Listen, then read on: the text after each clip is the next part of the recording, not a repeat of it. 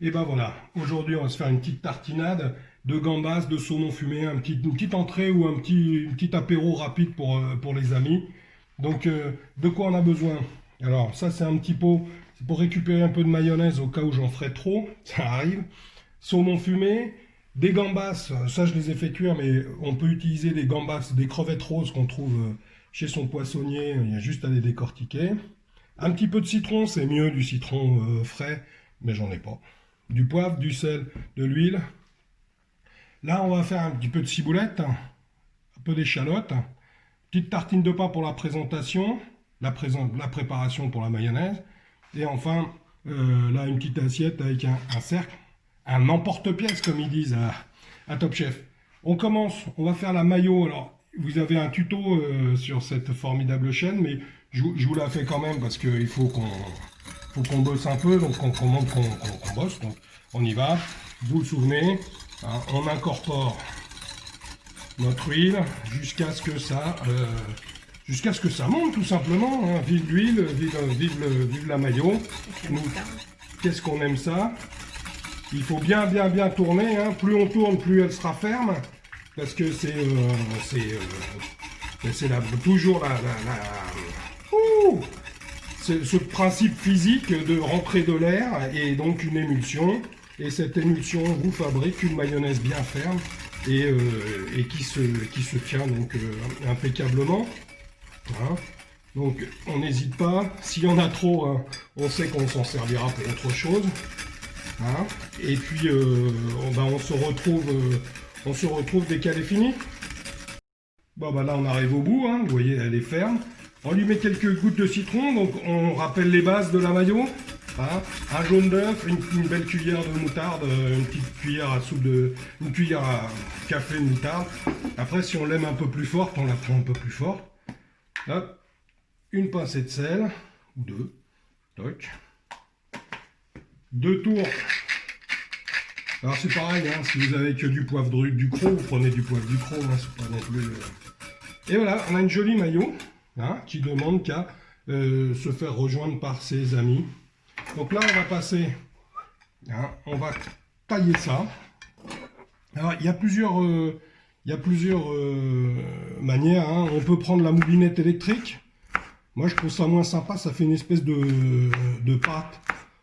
Ça fait une sorte de patouille un peu et qui est pas agréable. Donc là, ça provoque un petit peu de mâche sur les tartines ou sur le pain grillé. C'est quand même plus sympa. On sent mieux la crevette. Si on le hache au hachoir électrique, on aura le goût, mais on aura plus de mal à l'identifier. Voilà, ça, crevette, saumon. Voilà, le saumon, pareil. Hein, en bout. Hop. Bah, vous avez compris le principe, on se retrouve dès qu'on a fini de hacher tout ça. Hein. Allez, on taille. Voilà, ça fait une petite chair un petit peu mélangée, le saumon, les crevettes roses. Voilà. Là, j'ai réservé un peu de mayo à côté. Hein. Après, le dosage, parce qu'il y en a qui adorent vraiment quand c'est plein de mayo. Et donc, voilà, au moins, on en garde un peu. On goûtera, enfin vous goûterez, enfin je goûterai parce que vous, il faudra le faire pour pouvoir y goûter. Bon, notre petite ciboulette, hein, un peu de fraîcheur, toujours. Ça va amener aussi un petit peu de peps avec les quelques gouttes de citron qu'on a mis de ça.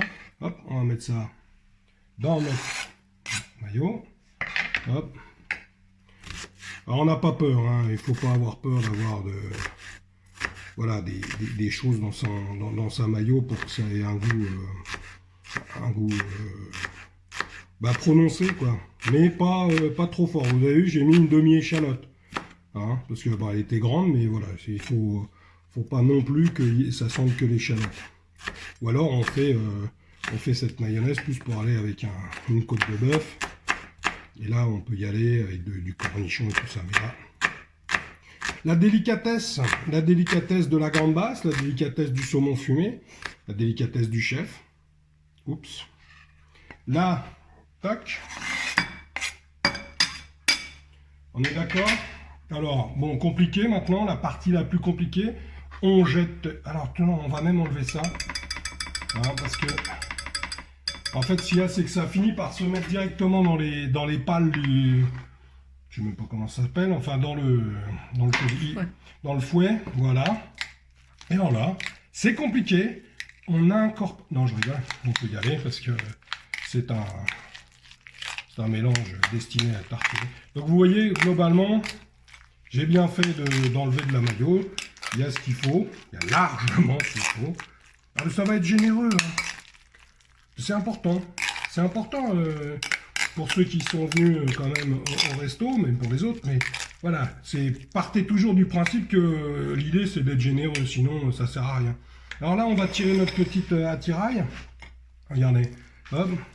Et comme à Top Chef, mais chez vous. Hein, regardez. On tasse un peu. Toc. Et elle est pas belle l'histoire. Alors on n'est pas obligé. Alors après, encore une fois, ça dépend de la générosité. Puis ça dépend de ce que vous avez prévu après pendant le repas. Hein.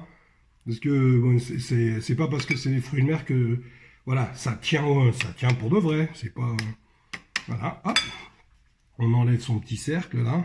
Ouh.